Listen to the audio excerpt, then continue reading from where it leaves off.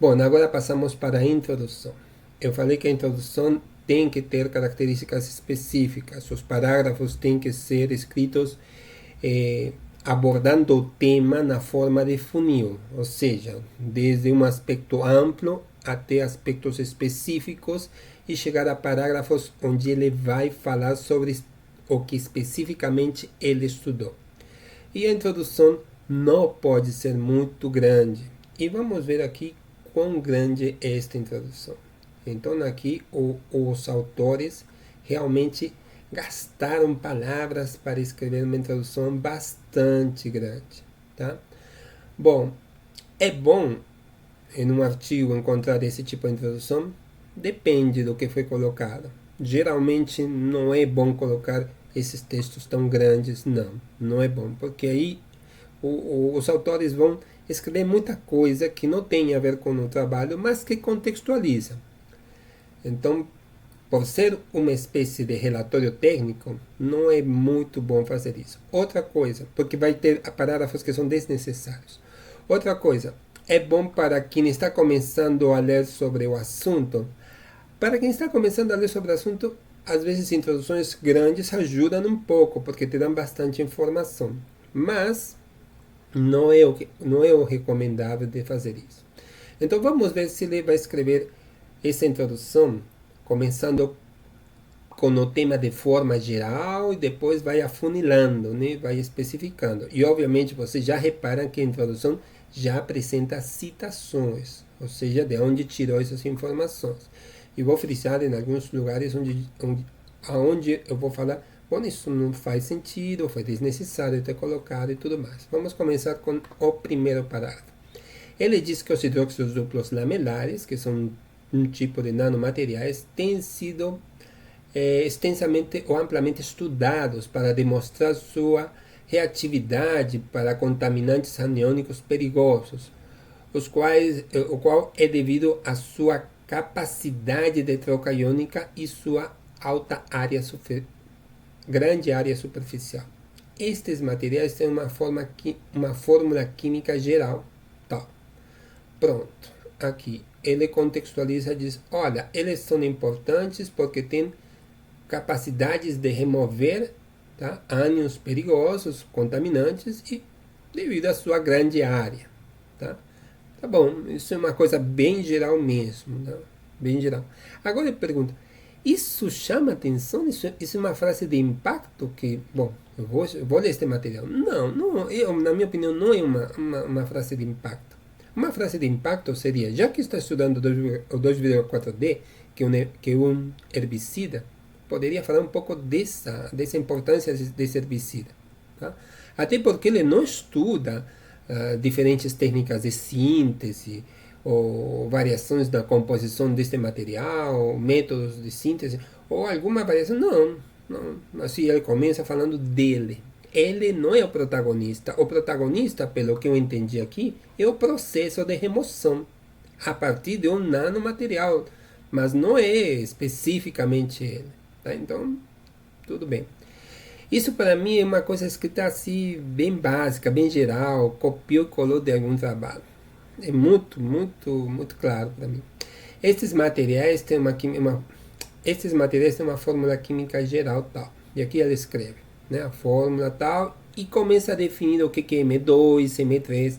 A Nicole deve lembrar muito bem disso, porque a gente leu um trabalho inteiro sobre a estrutura desses materiais, que para o resto não é necessário entrarmos nesse detalhe, somente na forma geral da escrita, tá? Tudo bem, aí ele explica esses aspectos da fórmula geral, para indicar que é M2, M3, o AY negativo, tudo mais. Aí diz: a estrutura lamelar destes LDHs, que essa forte parte da estrutura lamelar, tem cargas positivas que resultam a partir da substituição dos cátions trivalentes para cátions divalentes, e a razão molar tal varia de 0,2 a 0,3. De novo, é uma coisa assim. É geral? Sim. Tá? É bem geral. Está relacionado com o trabalho? Eu acho muito geral. Isso vocês encontrariam em qualquer review sobre esses materiais. Em qualquer review. Se a gente olhar para o título e depois olhar para o abstract, a gente espera, será que ele deveria ter começado assim? Eu não acredito que seria a melhor forma. Esta parte daqui está bom para um TCC, para a parte de revisão bibliográfica. Tá? Na revisão bibliográfica, o aluno sim poderia colocar isso, claro, porque uma parte onde se colocam todas as definições e conceitos. Aqui não sei se faz sentido. Tá? Porque é um trabalho muito específico, ele tem que ir logo direto ao ponto, entendeu? E o problema em si, o problema não é este, né? Sim, a importância deles está bom, e o que eles são, não sei se vale a pena, mas tudo bem, é ainda em geral, tá bom. O excesso de cargas positivas são balanceadas, né, pelos ânions interlamelares, os quais podem ser trocados ionicamente no meio aquoso. Então, os LHs têm propriedade única de ser carregados positivamente, os quais podem ser aplicados para complemento da deficiência, para complementar a deficiência de adsorventes aniônicos no ambiente e pode neles serem úteis como barreiras para a migração de ânions contaminantes na água do subsolo, para a limpeza de ânions perigosos, na água para beber ou nas águas industriais. Então, aqui está me dando-se já uma coisa mais contextual. Tá bom, é bem geral mesmo. Tá? Mas aí eu estou vendo que ele gasta muito em coisas bem gerais mesmo, que eu não sei se faz. É muito grande a tradução. Sem contar que ele aqui não cita ninguém, né? Aqui nessa parte aqui. Aqui já citou alguém, citou 2 artigos, aqui 2 também. Aqui vem, estudos prévios têm demonstrado a reatividade dos LDHs, tá? Para diversos contaminantes, como 2,4-D, benzoato, fosfato, arsenato, arsenito, cromato e selenato, em água. Aí eu venho e falo em um artigo, não faça isso, pelo amor de Deus. Por quê? Porque, veja bem, se obriga o cara a citar trabalhos sobre um contaminante que ele não estudou, que não é o objetivo do trabalho, mas trabalhos de coisas que ele não estudou, só para contextualizar. Ele poderia dizer, e outros, né? Muito geral. Por isso, às vezes, isto é muito ruim, porque se obriga a colocar, olha a quantidade de referências bibliográficas que ele cita aqui, que ninguém vai procurar. Por quê? Porque quem está procurando este trabalho está preocupado neste material, neste composto, o 2,4-D de clorofenoxiacetato, que é um herbicida. Se ele fala que ele também é bom para remover outros contaminantes, ninguém vai procurar, ninguém vai tá fosfato também, que interessante. Não vai fazer isso, não. Então, num artigo, não fica bem isso. Não fica de fato bem isso. Tá? Num review, sim. Num review que é um resumo, né? Uma organização de vários trabalhos, de vários artigos, sim. Mas aqui não. Então, isto é desnecessário. Tá? Por isso que a introdução ficou muito grande. E ele não fica afunilando, né? Ele amplia as coisas mais ainda. Vamos ver se afunila um pouquinho mais. Ele falou da importância deles, como eles estão estruturalmente constituídos, como servem para processos de remoção via dissorção de ânions, tudo mais. Tá? Aqui diz, embora estudos prévios tenham revelado o desempenho promissor dos LDHs na remoção de contaminantes aniônicos a partir da água em laboratórios, algumas incertezas existem com respeito à eficiência da remoção, tá? Em condições no mundo real. Tá bom, né? Tá bom. Em condições do mundo real, sim. E por que em condições do mundo real? Porque no mundo real, a água não só tem um contaminante, tem um monte de contaminantes que vão competir com quem? Com o principal contaminante que você quer remover, que seria o 2,4-D. Então, esse parágrafo é bem interessante, sim. Então, ele contextualiza um pouquinho melhor. Está nos dizendo porque a importância dele. Por exemplo, na água de rejeito industrial, e na água superficial poluída e na água do subsolo, somente tem uma composição química muito mais complexa que aquelas usadas em laboratório. Isso é totalmente verdade, porque se a gente, por exemplo, com a Nicole, a gente vai estudar a remoção, a gente vai estudar a liberação, na verdade, né? Mas se eu for estudar a remoção com aluno do 2,4D desse herbicida a partir da água, eu só vou preparar uma solução com esse herbicida, com esse contaminante. Não vou preparar com um conjunto de contaminantes, não. E na verdade isso não acontece na vida real, no ambiente real é bem mais complexo que isso. Com respeito às funções desejáveis do LDH, ou hidróxido duplo lamilar, no tratamento da água, um aspecto desafiante requer maior clarificação, maior esclarecimento, que é a competição entre os contaminantes que preocupam, né? E os ânions de fundo concentrados, ou seja, isso é mais preocupante, como competem entre si. Se eu tenho cloro, nitrato, ácido íon carbônico, como que eles competem para remover cada um deles, né? Para os sítios de ligação carregados positivamente sobre a superfície do LDH. Então, veja bem, ele faz uma coisa que eu vou chamar a atenção bem aqui, vale a pena. A introdução está me fornecendo informações interessantes? Sim, eu acho, principalmente a partir desse parágrafo. Seria bom colocar essa informação aqui? Bom, no artigo sim, mas eu não acho que deve ser bom colocar aqui na introdução, porque ele está dando explicações bem interessantes que, na minha opinião, caberia mais na parte de resultados e discussão. Tá? Entretanto, como ele não estuda, tá, os diferentes anos, não sei se eu não sei que ele estuda, né? Ou seja, qual é a metodologia, porque ele não colocou.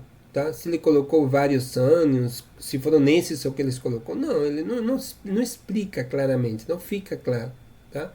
Então, tá bom, vamos considerar que eu até agora acho que esta parte aqui deveria estar nos resultados de discussão, na parte de resultados de discussão, tá? Porque é importante isso.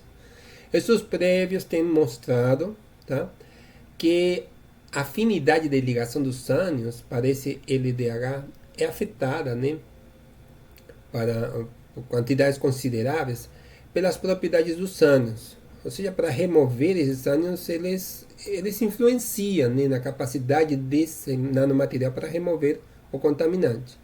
Em geral, um ânion com uma alta carga e um pequeno tamanho iônico tem uma forte afinidade. Isso também é um aspecto. O que eu começo a sentir dessa introdução, que tem muito cara de explicação de resultado e não tem cara de introdução. Eles estão me contando muita informação, tá, que poderia estar na parte de resultados de discussão.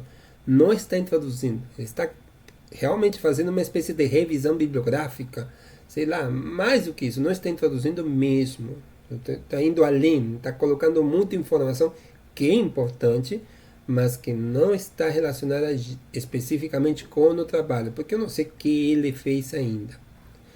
Por exemplo, a afinidade de LDHs para ânions inorgânicos monovalentes diminui nesta ordem, de novo. Então está falando, está me contextualizando de uma forma bem teórica, né? Que o flúor, por exemplo, tem uma maior ligação, afinidade com o LDH, tá?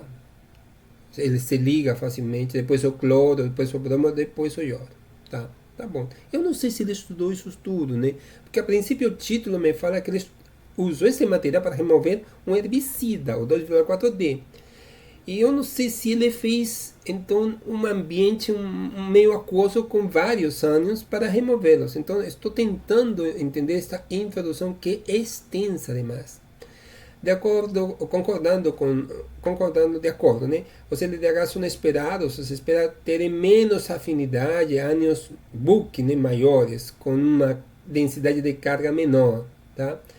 Desde que o tamanho dos ânions contaminantes, por exemplo, o 2,4, são geralmente, né, grandes que aqueles dos eletrólitos da água base, né, como cloro, sulfato, carbonato, encontrados na água, a competição a partir desses eletrólitos com o contaminante desejado, né, para os sítios superficiais, se esperaria ser, ou seria ser menor, né, com eficácia menor.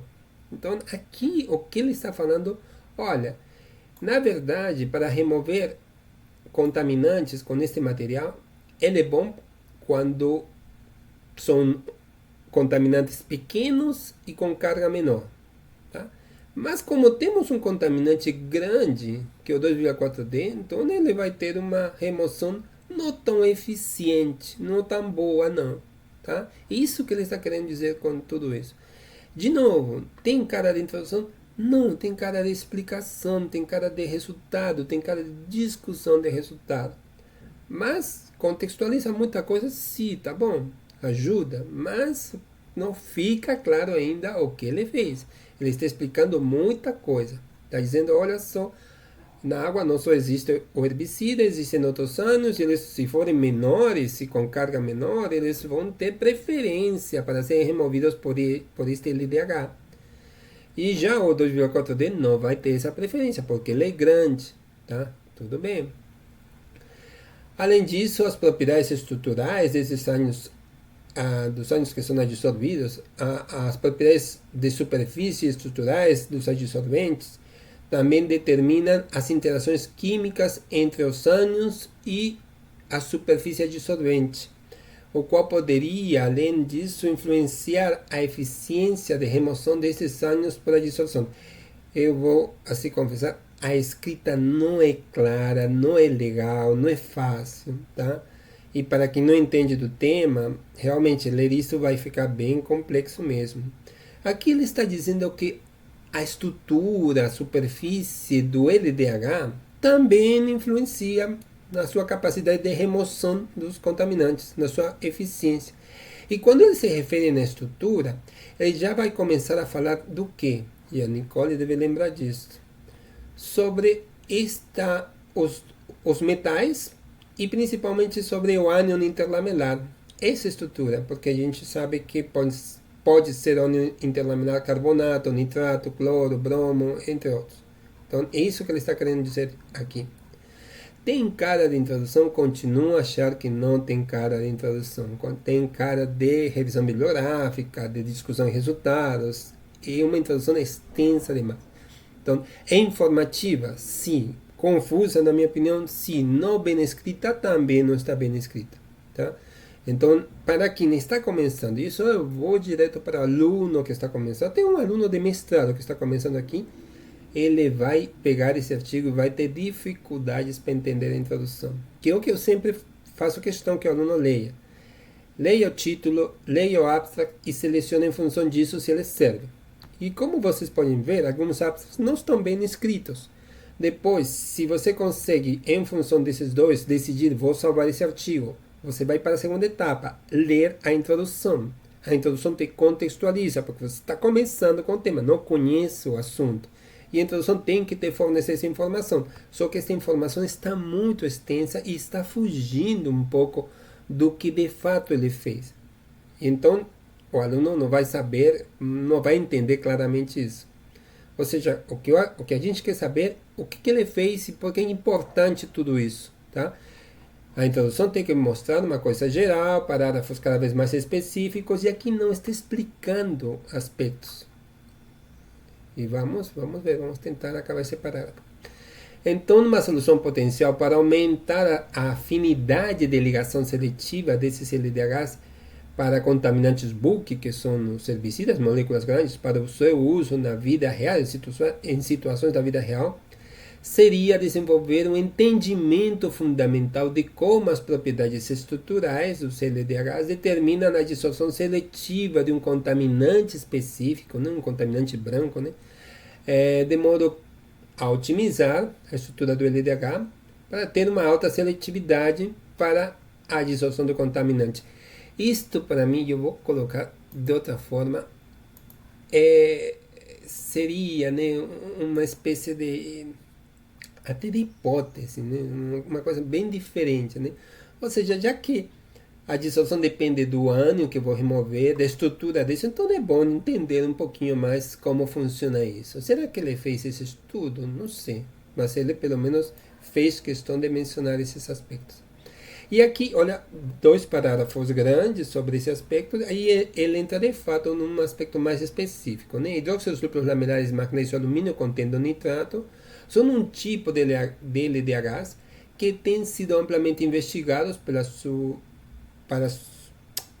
sua dissolução de contaminantes, porque eles podem ser facilmente preparados usando sais de nitrato de alumínio e magnésio e nitrato na interlamela é trocado mais facilmente que outros ânions inorgânicos simples, como cloro, oxidrila, carbonato, etc. Né? E cita o 2. Tá bom. Ou seja, ele acha que eles são bons, ele não acha, não. Ele diz que esse tipo de LDH são interessantes porque o nitrato na interlamela pode ser mais facilmente trocado por estes ânions, tem que outros ânions. Tá bom. Prévios estudos mostraram que quando LDHs baseados em nitrato têm uma densidade de carga maior, tá? Ou seja, que há uma grande quantidade de alumínio e um espaçamento basal grande, a interlamela de nitrato é trocada mais facilmente pelo 2,4-D e por outros contaminantes. Aqui cita um monte de coisas. Tá? Aqui está, de novo, aqui contextualiza, mas aqui explica coisas. Aqui, estes parágrafos deveriam estar na parte final do artigo. Tá? E esta introdução para o artigo não está bem escrita, não está não. Tá, de fato não. Aqui ele está já dando spoiler do negócio. Está dizendo que ele encontrou assim de fato que ele estudou. Ou seja, ele diz que quando você aumenta esta quantidade, então a posição da interlamela muda. E quando ela muda, há um aumento do espaçamento basal e, consequentemente, ele se torna mais fácil. Isso continua, eu diria, seria uma hipótese de novo. Tá? Eu sei que não está sendo fácil de entender este trabalho ainda. Eu tenho quase certeza disso. Mas é só para mostrar que alguns trabalhos não estão bem escritos. As introduções não estão bem escritas. Que eu não vejo o afunilamento. Ele pega aspectos importantes do estudo e os coloca como parágrafos. Está afunilando? Não. Ele está explicando aspectos. Tá? Ele poderia ter escrito isso em um parágrafo bem menor, sim. Isso tudo em um único parágrafo também. Mas ele não está fazendo. Ele está descrevendo muita coisa encontrada na literatura de forma muito ampla, que não deve ser assim numa introdução de artigo. Introdução de TCC a gente vai ver mais depois, né? Vamos ver o que ela deve ter, né? Aquele aspecto de contexto, justificativa, definição do problema, entre outros aspectos. Tá? E aqui ele está explicando várias coisas.